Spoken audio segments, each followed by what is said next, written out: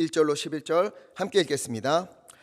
야곱이 가나안 땅 곧 그의 아버지가 거류하던 땅에 거주하였으니 야곱의 족보는 이러하니라. 요셉이 17세의 소년으로서 그의 형들과 함께 양을 칠 때에 그의 아버지의 아내들 비라와 실바의 아들들과 더불어 함께 있었더니 그가 그들의 잘못을 아버지께 말하더라. 요셉은 노년에 얻은 아들이므로 이스라엘이 여러 아들들보다 그를 더 사랑하므로 그를 위하여 채색옷을 지었더니 그의 형들이 아버지가 형들보다 그를 더 사랑함을 보고 그를 미워하여 그에게 편안하게 말할 수 없었더라. 요셉이 꿈을 꾸고 자기 형들에게 말하매 그들이 그를 더욱 미워하였더라. 요셉이 그들에게 이르되 청하건대 내가 꾼 꿈을 들으시오. 우리가 밭에서 곡식단을 묶더니 내 단은 일어서고 당신들의 단은 내 단을 둘러서서 절하더이다. 그의 형들이 그에게 이르되 내가 참으로 우리의 왕이 되겠느냐, 참으로 우리를 다스리겠느냐 하고 그의 꿈과 그의 말로 말미암아 그를 더욱 미워하더니 요셉이 다시 꿈을 꾸고 그의 형들에게 말하여 이르되 내가 또 꿈을 꾼즉 해와 달과 11별이 내게 절하더이다 하니라. 그가 그의 꿈을 아버지와 형들에게 말하매 아버지가 그를 꾸짖고 그에게 이르되 내가 꾼 꿈이 무엇이냐? 나와 내 어머니와 내 형들이 참으로 가서 땅에 엎드려 내게 절하겠느냐? 그의 형들은 시기하되 그의 아버지는 그 말을 간직해 두었더라. 아멘. 자, 이제 어느덧 야곱의 이야기도 마무리가 되어갑니다. 자기 힘으로, 자기 욕심으로 속이고 또 속여서 형의 장자권을 빼앗고 또 아버지를 속여서 축복을 얻어내고 하란으로 도망을 쳤어요. 이때 야곱의 나이가 77세 정도 됩니다. 77세에 도망을 쳤어요. 하란에서는 외삼촌에게 속아서 14년을 무임금으로 노동을 합니다. 그러면서 레아와 라헬을 아내로 얻지요. 이후로 6년을 더 일한 후에 20년 만에 이제 하란에서 가나안으로 돌아오는 거예요. 그럼 가나안으로 돌아올 때 야곱의 나이가 몇 세지요? 77세에 가서 20년 만에 돌아오니까 이 정도는 아시죠? 겸손하셔서 말씀 안 하시는 거죠? 97세입니다. 97세. 97세에 우여곡절 끝에 베델을 거쳐서 헤브론을 지나 헤브론으로 갔어요. 베델을 거쳐서 헤브론으로 갔어요. 베델, 저번에 말씀드렸지만 하나님의 집이지요. 어디로 가든 그곳이 베델, 하나님의 집, 하나님이 거하시는 곳임을 믿고 믿음으로 살아간다면, 예배하면서 살아간다면 헤브론, 하나님과 교제하는 동행하는 인생이 된다. 내가 너와 친구가 되어주겠다, 이런 뜻이 있다. 지난번에 말씀을 드렸습니다. 그렇게 야곱은 헤브론으로 오게 되었어요. 돌아오자 어떤 일이 있었는가? 창세기 35장 29절을 보니까 이삭이 나이가 많고 늙어 기운이 다함에 죽어 자기 열조에게로 돌아가니, 이렇게 되어 있어요. 야곱이 헤브론으로 돌아오자 이삭이 나이가 많아 자기 열조에게로 돌아갔다. 하나님의 품으로 돌아갔다. 이런 이야기지요. 이렇게만 보면 야곱이 돌아왔을 때 그때 이제 이삭이 야곱을 만나고 그리고 숨을 거둔 것처럼 생각할 수 있지만 그렇지가 않습니다. 야곱이 가나안으로 돌아올 때가 97세라고 말씀드렸어요. 이제 생각하셔야 됩니다. 97세. 숫곳에 머물다가 베델로 향하고 그리고 헤브론으로 와서 아버지 이삭과 재회하게 될 때 많아야 한 3년 정도 지났을 것 같아요. 그러니 이때 야곱의 나이는 100세 정도라고 이야기를 합니다. 많아야 야곱의 나이가 100세예요. 그러면 이삭은 몇 살이었을까? 이삭이 에서와 야곱을 낳은 나이가 60세예요. 60세 차이가 납니다. 그러니까 지금 야곱이 100세니까 이삭은 몇 살이에요? 맞아요. 160세. 아주 좋습니다. 160세가 되었어요. 그런데 이삭은 몇 세에 숨을 거두느냐? 28절을 보니까 이삭의 나이가 180세라 이렇게 되어 있어요. 180세에 하나님의 품으로 돌아갑니다.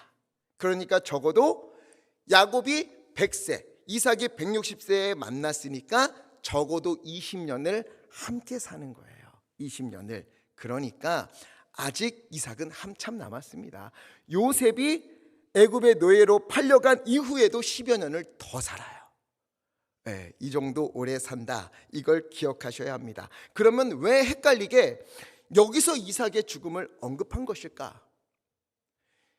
이전에 야곱이 77세가 되어서 아버지의 집을 떠났을 때에 베델에서 하나님께 이렇게 기도드린 적이 있어요. 창세기 28장 21절 함께 읽겠습니다. 시작. 내가 평안히 아버지의 집으로 돌아가게 하시오면 여호와께서 나의 하나님이 되실 것이요. 아멘. 하나님이 이 기도를 들으신 거예요. 그의 기도를 들으시고 결국 야곱을 그의 아버지 집으로 돌아오게 하셨다. 그리고 아버지 이삭과 함께 20년을 지내게 하셨다. 즉 하나님이 야곱의 기도를 들으시고 아브라함의 하나님, 이삭의 하나님이 되신 것처럼 야곱이 야곱의 하나님이 되어 주셨다 하는 것을 확실히 하는 것이고, 또한 이제 이삭에게서 야곱으로, 그리고 야곱을 거쳐 그 다음 세대로 이야기가 전개된다 하는 것을 보여주려고 이제 아브라함을 지나 이삭을 지나 야곱을 거쳐서 다음 세대로 이야기가 향하게 된다, 이것을 마무리하기 위해서 먼저 기록해 놓은 거예요. 그 사이에 이삭의 다른 아들이지요. 36장, 우리가 36장은 건너뛰었는데 36장에는요 에서의 족보가 기록이 되어 있어요. 이삭의 두 아들이 있잖아요. 에서와 야곱. 그 중에 야곱으로 이어지는데 그 사이에 이삭의 족보도 잠시 다루고 있습니다. 36장 1절 함께 읽어보겠습니다. 시작. 에서 곧 에돔의 족보는 이러하니라. 아멘. 야곱이 이름이 어떻게 변했지요? 이스라엘로 변했잖아요. 이것처럼 에서는 이름이 뭘로 변합니까? 에돔으로 변한 거예요. 그래서 야곱은 이스라엘 민족을 이루게 되는 것처럼 에서는 에돔 왕국을 이루게 됩니다. 그러나 에서는요, 안타깝게도 어렸을 때부터 하나님의 은혜에서 멀어진 삶을 살아갔어요. 창세기 25장 34절에 보면 먼저 장자의 명분을 가볍게 여깁니다. 은혜의 자리를 쉽게 생각했어요. 별것 아니지 뭐, 에이 그게 뭐 중요하냐 이렇게 여겼습니다. 결국 장자의 명분을 동생에게 빼앗깁니다. 게다가 가나안 사람과 결혼하지 말라 분명히 얘기했어요. 그래서 아브라함도 이삭을 위해서 저 멀리 하란으로부터 리브가를 데려왔잖아요. 그 리브가가 자기 엄마입니다. 에서의 엄마예요. 이를 모를 리가 없는데 에서는 이 역시도 중요하게 생각하지 않아요.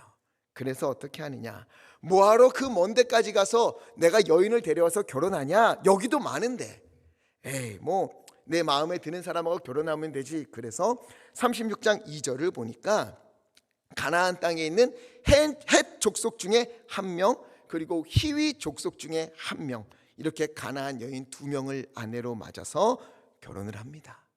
그런데 이것을 나중에 알고 보니까 이삭이 너무너무 싫어하는 거예요. 그래서 어떻게 하느냐, 아버지에게 인정을 받기 위해서 또 결혼을 합니다. 그런데 누구와 결혼을 하느냐, 3절을 보니까 아브라함에게 쫓겨났던 하갈이지요. 하갈에게 아들이 있었는데 아들이 이름이 뭡니까? 이스마엘이에요. 그 이스마엘의 딸과 결혼을 합니다. 사촌이니 이 정도면 되겠지 하고 또 그 여인과 결혼을 하는 거예요. 에서는 언제나 하나님보다 자기가 먼저였어요. 하나님이 말씀하신 것보다 자기가 먼저였어요. 장자권 그게 뭐 대수라고, 내가 지금 당장 허기가 지는데 내 배를 채우는 게 우선이지 옛딸 야곱아도 가져라. 가나안 여인이든 아니든 뭐가 그리 중요해, 내가 잘 살면 되지. 이렇게 살았어요. 그런데 에서가 하나님을 알았을까요? 몰랐을까요? 당연히 알았지요. 당연히 알고 있습니다. 할아버지가 아브라함이고 아버지가 이삭인데 하나님을 모른다는 게 말이 안 되지요. 당연히 알았어요. 하지만 그의 삶에서 하나님보다 늘 자기가 우선이었습니다.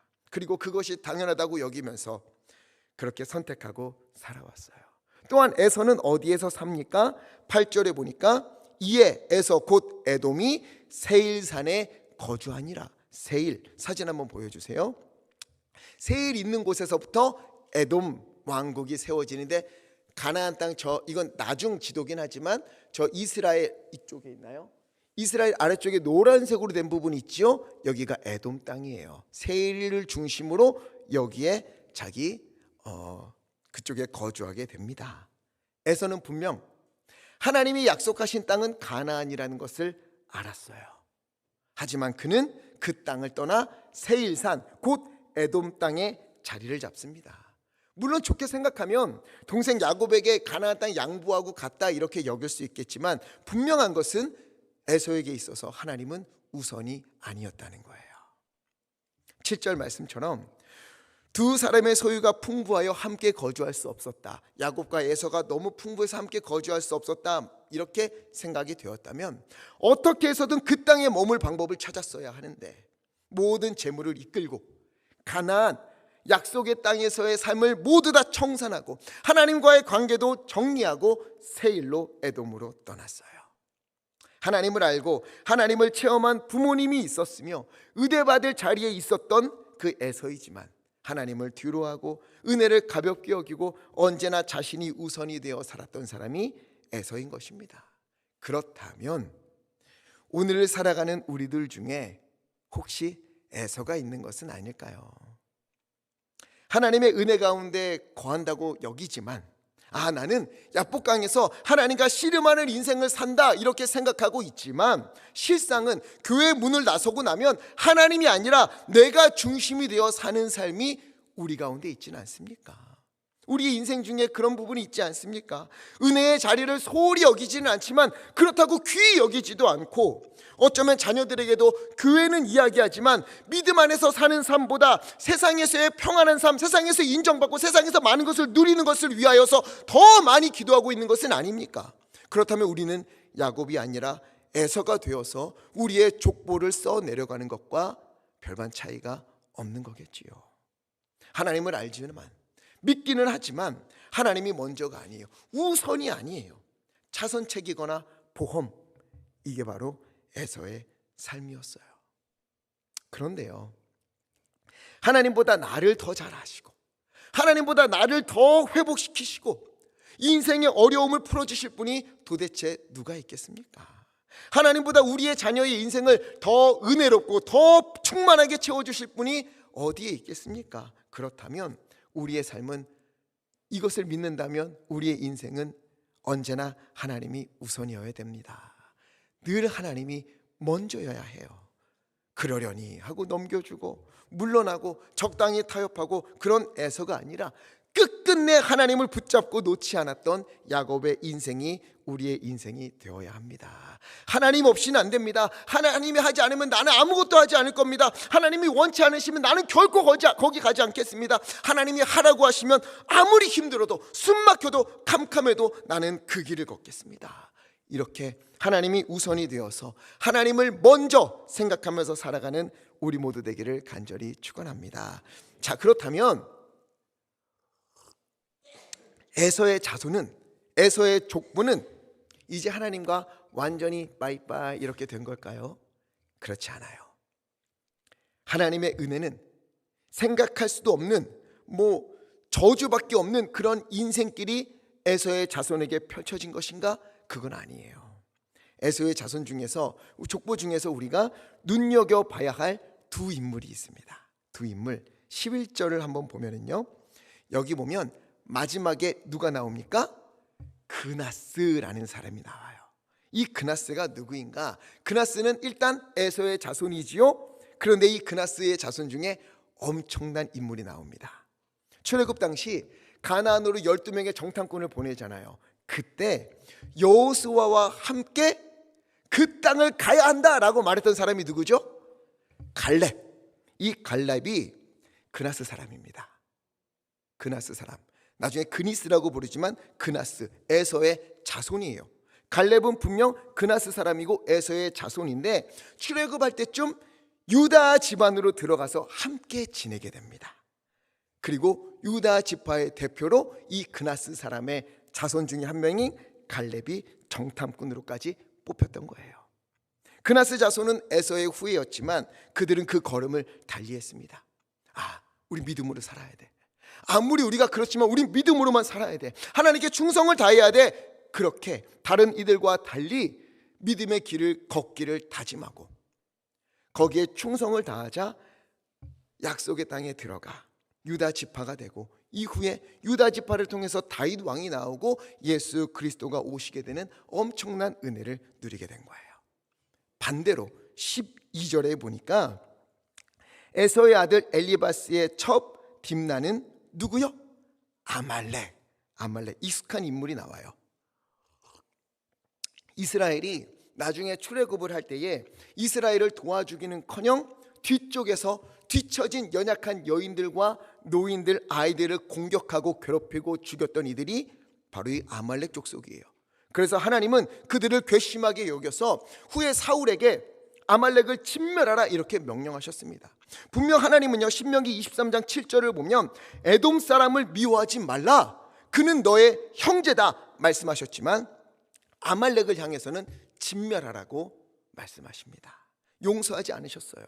분명 그나스, 아말렉 둘 다 에서의 자손이에요. 에돔 족속입니다.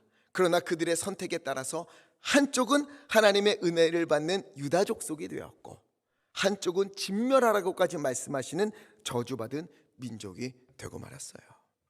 이처럼 우리 앞에도 두 가지 길이 놓여 있습니다. 하나님은요, 과거를 보시고 물론 오늘의 우리를 평가하시기도 하겠지만 더더욱 중요한 것은 오늘의 우리의 선택을 보시고 오늘 우리의 삶을 보시고 과거 우리의 지나온 걸음을, 그 길들의 의미를 부여해 주시는 분이 우리 하나님이신 거예요. 아무리 믿음의 길을 걸어왔다 해도 오늘 바로 지금 하나님을 등지는 선택을 한다면, 믿음의 길에서 벗어난다면 지나온 모든 시간은 하나님이여 너의 교만이었구나 이렇게 말씀하십니다.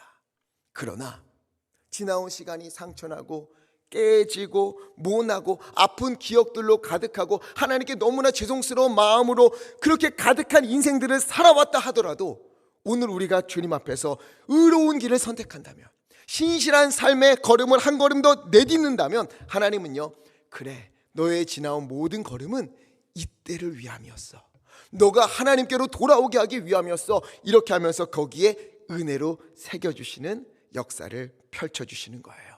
그게 은혜였다. 너의 깨지고 너의 아프고 너가 죄지었던 모든 것 괜찮아, 그 일들을 지나쳐서 너가 오늘 나에게 다가왔으니까, 이렇게 그 모든 걸음에 의미를 부여해 주시는 거예요. 하나님은 그래서 언제나 우리의 오늘, 지금을 중요시 보시는 것입니다. 지금 우리는 어느 자리에 서 있는가? 하나님 앞에 서 있는가? 하나님의 길을 걷는가? 아니면 하나님에게서 벗어나 있는가? 이것이 오늘 주님께 너무도 중요하고 이 선택에 따라서 우리의 과거의 일들을 하나님이 규정 지어 주시는 거예요. 그렇기에 오늘 우리가 또 우리의 가정이 주님 앞에서 날마다 오늘, 날마다 지금 이 순간에 하나님께서 기뻐하시는 선택들을 하면서 살아가는 우리 모두 되기를 간절히 바랍니다. 우리 가정에, 또 우리 각 가정에 어쩌면은요, 우리의 집안은 야곱과 같이 하나님께서 선택하신 집안이 하시는 분들도 있을 것이고, 어떤 분들은 우리 집안은 에서 집안 같아 라는 분들이 있을지 몰라요. 괜찮아요. 오늘 우리가 바로 그 가운데서 하나님을 향하여 그나스 족속처럼 하나님 앞에 선다면 하나님은 그 역사를 바꿔주시는 거예요. 오늘 우리의 가정을, 또 우리를 하나님의 은혜와 회복의 역사로 채워주시는 하나님의 은혜가 우리 가운데 가득하기를 주님의 이름으로 간절히 축원합니다. 그리고 이제 드디어 야곱을 지나 파란만장한 요셉의 이야기가 펼쳐지는 거예요. 요셉, 우리 참 많이 좋아하잖아요. 근데 요셉은 어떤 사람이었을까? 요셉의 첫 소개를 보면 2절에 이렇게 되어 있어요. 야곱의 족보는 이러하니라. 요셉이 17세의 소년으로서, 17세의 소년이다 이렇게 이야기를 해요. 17세의 소년, 이 한 문장으로 우리는 요셉이 어떤 사람이었는가 하는 것을 짐작할 수 있어요. 그냥 무심코 지나가면 17살 된 앳된 소년이구나 이렇게 생각할 수 있지만 그렇지 않아요. 당시 10대는요 어른이 되어야 하는 시기예요. 어른이 되어서 이제는 도움을 받는 게 아니라 내가 도움을 주는, 가족을 돌보는 어른이 되어야 하는 시기가 바로 10대입니다. 그런데 요셉은 어떻다고요? 17임에도 불구하고 어른이 아니고 무엇이다? 소년이었다. 이렇게 이야기를 해요. 아이처럼 철없는 사람이었다, 이런 뜻입니다. 요셉은 그런 사람이었대요. 어떻게 알 수 있는가? 2절 후반부에 보니까 그의 형들과 그가 함께 양을 칠 때에 요셉이 어떻게 했냐면요, 그가 그들의 잘못을 아버지에게 말하더라. 요셉은 11번째니까 다 형들이잖아요. 형들과 같이 양을 치러 가서 양을 치는 게 아니라 뭘 하고 있어요? 누가 뭘 하고 있는가? 누가 뭘 잘못하고 있는 것은 아닌가? 누가 실수하고 있는 것은 아닌가? 요거 조목조목 하나하나 보고 기억해 뒀다가 아버지에게 가서 그대로 고자질하는 거예요. 형제들끼리는 때로 좀 덮어주기도 하고 이야기도 하고 뭐 그냥 실수도 웃어주고 그래야 하는데 그런 거 없어요. 미주알 고주알 아버지에게 다 일러 바칩니다. 뭐 애들이야 다 그렇지 않은가? 아니요. 요셉은 17살 어른이 되었어야 합니다. 어른이 되어야 돼요. 그런데 여전히 17이 아니라 7살 어린애처럼 고자질해요. 그러니 형들이 좋아하겠습니까? 한두 번도 아니고 매일 그러는데 좋아할 수가 없어요. 미움이 차오릅니다. 그런데 더 큰 문제가 있어요. 우리 3절 함께 읽겠습니다. 시작. 요셉은 노년의 아들 그를 더 사랑함으로 그를 위하여 채색옷을 지었더니. 아멘. 자, 요셉을 언제 얻었다고요? 노년에 얻은 아들이다. 이 표현이 상당히 재밌습니다. 왜냐하면 이제 좀 우리가 집중해야 돼요. 야곱이 아버지의 집을 떠날 때가 몇 살이라 그랬죠? 77세에 하란에 가서 7년을 노동을 하고 아내를 얻습니다. 그럼 이제 나이가 몇 살이 되었죠? 84세가 되었어요. 84세에 아내를 얻었습니다. 레아를 얻고 또 라헬을 아내로 얻었어요. 그러니 첫 아들을 얻는 나이가 몇 살이냐면 84세 후반 아니면 85세가 되는 거예요. 그때 첫 아들을 낳습니다.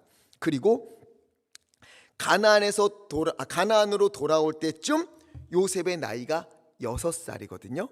그러니까 91세쯤에 요셉을 얻습니다. 84세에 첫 아들을 얻고 11번째 아들인 요셉은 91세에 얻게 됩니다. 한 7년 사이에 11명의 아들을 얻어요. 어떻게 가능한가? 아내가 많았잖아요.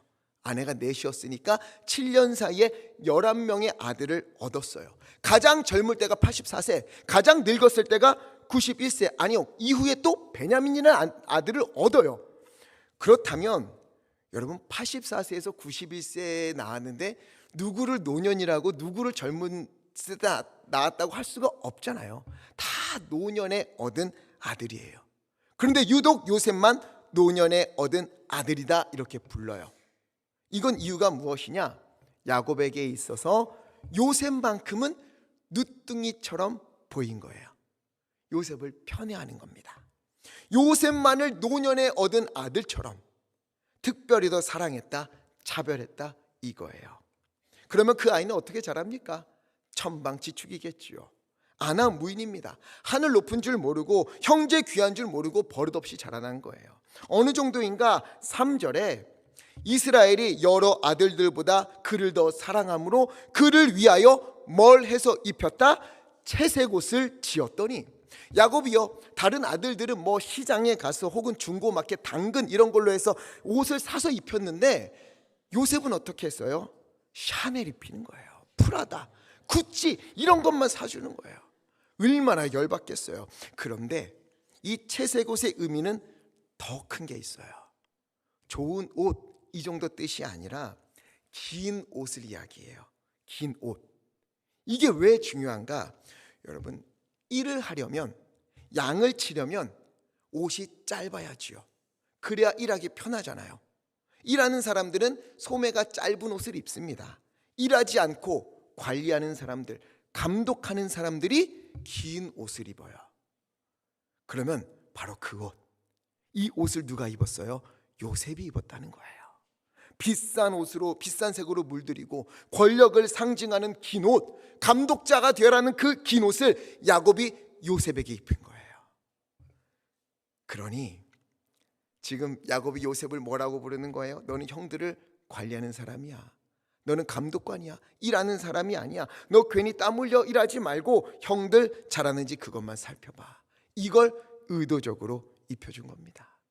그러니 요셉도요, 스스로 관리자가 돼서 감독이 되어서 권력자가 되어서, 그래서요 형들이 양을 잘 치나 못 치나 이거 보고 있었던 거예요.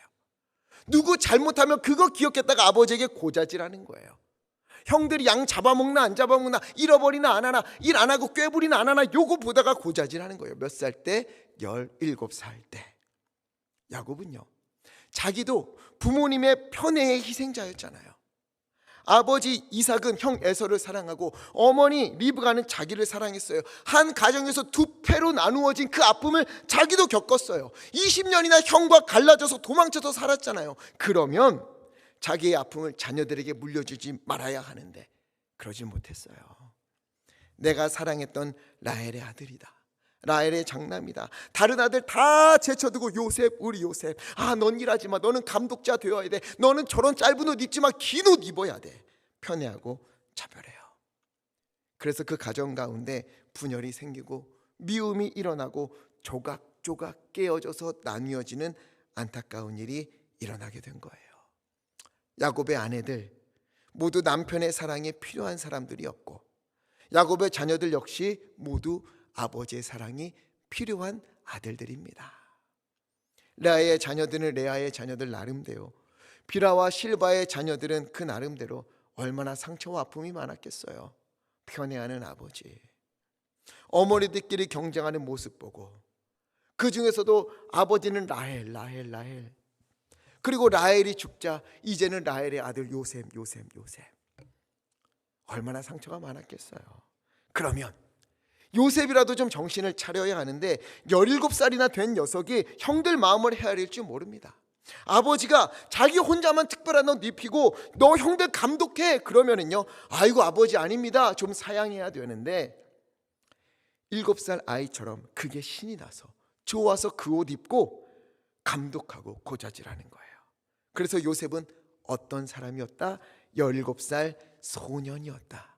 미숙하고 어리석고 어린아이 같은 그런 사람이었다. 이게 요셉의 평가입니다. 그러니 형들 관계가 온전할 수 없어요. 4절을 보니까 그의 형들이 아버지가 형들보다 그를 더 사랑함을 보고, 야곱이 요셉을 특별히 사랑하는 게, 편애하고 차별하는 게 아들들 눈에 다 보였다는 거예요. 다 보고 알았다는 거예요. 안 보일 수가 없지요. 그래서 요셉을 어떻게 했다? 미워했다. 당연히 밉겠지요. 요셉 때문에 다른 아들들 다 뒷전이 되어 있으니까. 그래서 또 어떻게 했다? 그에게 편안하게 말할 수 없었다. 요셉과 말하고 싶은 생각이 없었어요. 말을 섞고 싶지 않았어요. 그런데 형들이 요셉을 더 미워하게 되는 사건이 일어납니다. 5절 함께 읽겠습니다. 5절 시작. 요셉이 꿈을 꾸고 자기 형들에게 말하매 그들이 그를 더욱 미워하였더라. 아멘. 요셉이 꿈을 꾸고 그 형들에게 그 꿈을 이야기해 준 것 때문에 더욱 미워하게 됐어요. 어떤 꿈인가? 밭에서 곡식단이 있는데 요셉의 단은 일어서 있고 형들의 곡식단은 일어서서 자기의 곡식단을 향해 절을 했다는 거예요. 이 말을 듣고 형들이 화가 치밀어 올랐어요. 혼자 아버지 사랑 독차지하고 채색옷, 관리자, 감독자의 옷을 입고 뭐 실수만 하면 가서 고자질하더니 이제는 꿈에서까지 자기가 형들의 관리자가 돼서, 감독자가 돼서, 왕이 되어서 우리가 자기를 향해 절하게 된다. 이거 한 번만 이 꿈 들어도 기분 나쁜데 6절에 보니까 요셉이 그들에게 이르되 청하건대, 여기저기 형들 붙들고 계속 제발 내 꿈 좀 들어주세요. 제가 어떤 꿈 꿨는지 제발 좀 들어줘. 루벤 형 내 꿈 좀 들어봐. 시므온 형 내 꿈 좀 들어봐. 이러면서 쫓아다니니까 참을 수가 없었어요. 그래서 버럭 소리를 지릅니다. 8절에 너가 참으로 우리의 왕이 되겠느냐? 정말 너가 우리를 다스리겠느냐? 그리고는 그 꿈과 그의 말로, 꿈도 기분 나쁜데 그가 그 꿈 때문에 말하는 것 때문에 더 기분이 나빴어요. 꿈과 말하는 것 때문에 꼴보기가 싫어졌어요. 너무너무 미워하게 되었습니다. 그런데 또 천방지축 요셉이 또 하나 꿈을 더 꿉니다. 9절 말씀 함께 읽겠습니다. 시작. 요셉이 다시 꿈을 꾸고 꿈을 꾼즉 해와 달과 11별이 내게 절하더이다 하니라. 아멘. 불과 얼마 전에 그러지 말라고 소리 질렀잖아요. 형들이 소리까지 질렀잖아요. 그런데 이제는 또 와서 뭐라고 해요? 내 꿈 좀 들어줘, 내 꿈 좀 들어줘. 내가 꿈을 꿨는데 말이야, 해와 달과 또 11별이 와 나를 향해 절을 하는 거 있지. 내게 절을 해. 이런 동생 있으면 어떻게 하시겠습니까? 머리통을 한번 쥐어 박아줘야 되는데, 한 번만 말한 것도 아니고 형들에게 쫓아다니면서 말하고 10절에 또 아버지가 있을 때 아버지와 형들에게 또 이야기하는 거예요. 신이 나서 말을 해요. 그러자 드디어 아버지 요셉이 움직입니다. 10절에 그가 그의 꿈을 아버지와 형들에게 말하매 아버지가 그를 꾸짖고, 야곱이 드디어 요셉을 꾸짖었습니다. 그러나 진심은 아니었어요. 요셉의 말을 들으면서 야곱이 너무나 재미있고 기특하고, 야, 이 녀석이 큰 인물이 되려나 보다, 이런 기대가 있었는데 주위를 보니까 어때요? 형들의 눈빛이 이글이글 불타고 있는 거예요. 그래서 하는 수 없이 분위기상 나와 너의 어머니와 형들이 너에게 절한단 말이냐? 쓸데없는 말 그만해라, 이렇게 말하고 꾸짖었어요. 그러나 이게 진심이 아니었어요. 왜? 11절에 그의 형들은 시기하되 그의 아버지는 그 말을 간직해 두었더라. 형들은 그 꿈 듣고 시기했지만, 분노로 치를 떨었지만 야곱은 그의 말을 마음에 간직해 두었습니다. 여러분, 이것이 바로 이제 우리가 마지막까지 살펴보게 될 요셉의 첫 이야기입니다. 요셉은 어떤 사람입니까? 철부지에 자기 혼자 잘나서 형들 지켜보다가 고자질하고, 꿈을 꾸면 그 꿈이 무슨 꿈인지, 내가 이 꿈을 이야기하면 상대방 기분이 어떤지 전혀 헤아리지도 못하는 철없고 버릇없는 그런 사람이었어요. 요셉도 자기 아버지처럼 자기밖에 모르는 그런 사람이었습니다. 그러나 하나님이요, 이 철딱선이 없는 요셉을 선택하시고 그를 훈련시키고 그를 변화시켜서 이스라엘을 구원할 하나님의 도구로 사용하시는 것입니다. 요셉이 뭐 잘나서 용기가 있어서 인품이 뛰어나서 아니에요. 오늘 나눈 것처럼 부족한 것 투성이고 아직 인간도 덜 된 사람이에요. 그러나 하나님이 그를 들어 사용하셨습니다. 그럼 이런 생각이 들지요. 왜 요셉일까? 왜 그 많은 사람 중에 요셉일까? 이렇게 철없는 왜 이 요셉을 하나님이 선택하신 것일까? 분명한 이유는 우리가 알 수 없습니다. 그러나 그 이유에 대해서 우리는 짐작해 볼 수 있어요. 어떻게? 나 자신을 보면 알 수 있잖아요. 하나님이 왜 나를 선택하셨을까? 하나님이 왜 나를 사랑하시는가? 이렇게 부족한 나를, 우리 집에 복음을 전할 사람으로 나를 선택한 이유가 무엇일까? 흠없고 형편없는 나에게 이런 직분을 맡기신 이유가 무엇일까? 이런 사명을 주신 이유가 무엇일까? 여러분, 이에 대해서 무엇라고 대답하시겠습니까? 저는요, 딱 이 한마디밖에 대답할 수가 없어요. 은혜다. 하나님의 은혜다. 앞서 봤지만 우리는요, 야복강가에서 씨름하는 사람이 바로 나다, 우리는 스스로를 야곱이다 여기면서 그렇게 살지만, 여러분 한번 솔직하게 자신의 삶을 돌아보십시오. 우리는 야곱일 때가 더 많습니까? 아니면 에서일 때가 더 많습니까? 야곱처럼 하나님을 붙잡고 있을 때가 더 많습니까? 아니면 에서처럼 하나님이 두 번째가 될 때가 더 많습니까? 우리는 요셉의 성숙하고 지혜롭고 유혹 가운데서도 코람되어 하나님 앞에 있음을 기억하면서 승리하는 요셉이라고 생각하지만, 정작 우리는요, 요셉의 어린 시절일 때가 더 많지 않습니까? 내 기분이 우선이고, 내가 좋으면 남에게 상처 주는 말도 서슴없이 하고, 내가 기분 나쁘면 남에게 상처 주는 말도 서슴없이 하는 사람, 자기밖에 모르는 그런 모습일 때가 더 많지 않습니까? 그러나 하나님은요, 에서의 자손 중에서도 그나스, 갈렙을 은혜로 불러주시고, 야곱 집안에서도 부족하고 철없고 형편없는 요셉을 사용하셔서 하나님의 놀라운 일을 이루어내시는 거예요. 그 하나님께서 오늘요, 이 수많은 사람들 중에 우리를 선택하신 거예요. 우리를 불러주시는 거예요. 왠지는 우리가 이유를 잘 모르겠어요. 왜 나일까? 더 착하고 더 잘나고 더 좋은 사람 많은데 왜 나일까? 부족한 건 많고 연약하고 형편없는 요셉과 같은 이런 나를 왜 선택하신 것일까? 우리는 잘 몰라요. 그러나 하나님은 그런 우리를 부르시는 거예요. 앞으로 보겠지만 요셉의 삶, 그런 형편없는 요셉을 때로는 고난도 주시고 때로는 아픔도 주시고 때로는 억울하고 눈물 나는 일도 주시면서 그 가운데 하나님을 붙잡게 하시고 또 주님이 주신 꿈을 기억하게 하시면서 하나님의 귀한 도구가 되도록 다듬어 가시고 그를 통해 하나님의 놀라운 역사를 이루어 내시는 것입니다. 그리고 하나님께서 우리를 그렇게 사용하실 줄 믿습니다. 우리가 약하다 할지라도 부족하다 할지라도 우리가 믿는 하나님은 강하십니다. 우리는 부족해도 우리를 인도하시는 하나님은 넘치시는 하나님이십니다. 우리가 오늘 바로 이 시간에 내가 돌아보니 나는 야곱이 아니라 에사와 같지 않았는가?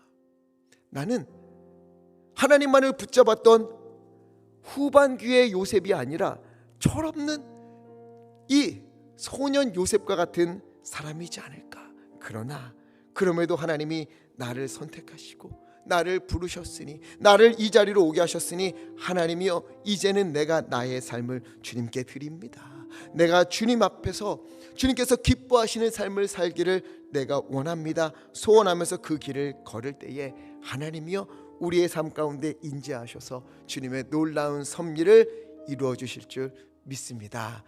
이전의 삶이 연약해도 괜찮아요. 부족해도 괜찮아요. 실수로 가득해도 괜찮아요. 오늘 우리가 주님 앞에 매달리고 주님께 나아갈 때에 주님께서 우리를 사용하시고 우리를 변화시키시고 우리를 다듬어 가시면서 끝내 우리를 통해 주님의 놀라운 구원의 역사를 이루어내실 줄 믿습니다. 이러한 은혜가 오늘 우리 가운데 가득하기를 간절히 축원합니다.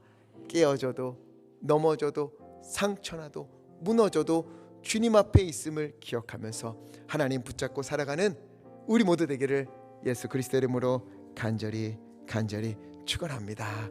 우리 시간에 잠시 함께 기도했으면 좋겠습니다. 우리 기도할 때에 한번 우리를 돌아봤으면 좋겠어요. 나는 언제나 성경 인물 중에서 복받고 늘 은혜로운 자리에 있는 사람을 나라고 여겼는데 혹시 하나님 내가 야곱이 아니라 에서처럼 살고 있는 것은 아닙니까? 주 하나님 나를 용서하여 주시옵소서. 혹시나 내가 에서처럼 살아왔다면 하나님이여 그 가운데 주님을 붙잡고 변화되었던 그나스 족속처럼 갈렙처럼 주님 앞에 서기 원하옵나니 하나님 오늘 우리를 붙잡아 주시옵시고 하나님 우리의 삶이 요셉처럼 철없고 부족하고 연약한 것 투성이라 할지라도 하나님이여 주님께서 요셉을 선택하셔서 큰 일을 이루어 가시는 것처럼 하나님이여 오늘 우리를 선택하시고 우리를 다듬어 주시고 우리를 하나님이여 주님 앞에 살게 하셔서 하나님 우리를 통해 이루시는 주님의 큰 구원의 역사를 우리의 눈으로 목도할 수 있도록 아버지 인도하여 주시옵소서. 우리 주여 힘차게 외치시고 합심하여 함께 기도하겠습니다. 주여 하나님 우리가 이 시간 주님 앞에 간절히 구하옵나니 하나님이여 우리의 인생이 하나님이여 우리는 야곱과 같이 어쩌면 아브라함같이 하나님 앞에서 신실하게 살아온 사람 주님 앞에 복을 받는 사람이 늘 나라고 여겼지만 하나님이여 우리의 삶은 우리의 걸어온 걸음은 에서와 같을 때가 있지 않습니까? 하나님이 우선이 아니라 아버지 내가 우선이고 주님을 붙잡고 살아간다 말하지만 하나님이여 주님은 자생적으로 주님을 보험으로 두고 살아가는 것이 아버지 바로 우리의 모습은 아닙니까? 주 하나님이여 연약한 우리를 용서하여 주시옵시고 이제는 그나스 족속처럼 갈렙처럼 아버지 에서의 우선 중에서도 주님을 붙잡는 자로 살아가기 원하옵나니 아버지를 붙잡아 주시고 인도하여 주시옵소서. 또한 하나님이여 우리는 요셉처럼 그 17살 소년 요셉처럼 철없고 부족하고 남에게 상처 주고 아버지 너무나 부족한 인생을 살아온다 할지라도 하나님이여 그런 우리를 선택하여 이 자리에 불러주셨으니 하나님 그런 우리를 다듬어 주시고 아버지 우리를 아버지 하나님이여 주님 앞에 살게 하여 주시다 하나님의 놀라운 구원의 도구로 사용하여 주셔서 하나님의 섭리를 이루는 놀라운 역사하심의 귀한 도구가 될 수 있도록 아버지 인도하시고 주 하나님 붙잡아 주시옵소서. 우리의 삶을 주님으로 충만히 채워 주시옵소서. 사랑과 은혜가 많으신 아버지 하나님, 어쩌면 우리는 에서와 야곱 두 인물이 나올 때면 나는 언제나 야곱이지 이렇게 생각을 하지만 하나님, 우리의 삶을 뒤돌아보면 야복강에서 주님을 간절히 찾았던 야곱이 아니라 주님을 두 번째로 내가 먼저인 사람, 주님이 우선이요 먼저가 아니라 차선책이요 주님을 보험으로 두고 갔던 사람이 바로 우리는 아닙니까? 주 하나님, 우리를 용서하여 주시옵소서. 아버지 에서의 자손 중에서도 그럼에도 불구하고 주님을 끝까지 붙잡고 하나님이여 은혜의 지파로 속하게 되었던 그 나스, 그 갈렙과 같은 사람으로 다시 서기 원하옵나니, 주님을 붙잡기 원하옵나니 우리를 인도하시고 하나님 우리를 붙잡아 주시옵소서. 하나님, 또한 우리가 어쩌면 소년 요셉과 같이 철없고 연약하고 나 자신밖에 모르고 남에게 상처 주는 그런 사람은 아니었습니까?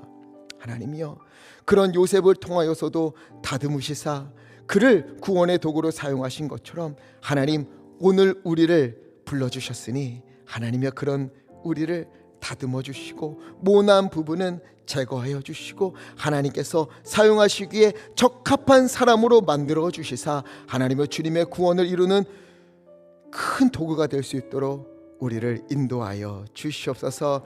하나님의 역사하심과 하나님의 인도하심을 이루는 아버지 주님의 선택받은 사람이요 귀한 도구, 이곳에서 벗어나지 않도록 우리 걸음을 주님의 걸음으로 인도하여 주시고 성령님 우리의 마음을 주장하여 주시사 하나님의 길로 인도하여 주옵소서. 예수 그리스도 이름으로 기도하옵나이다.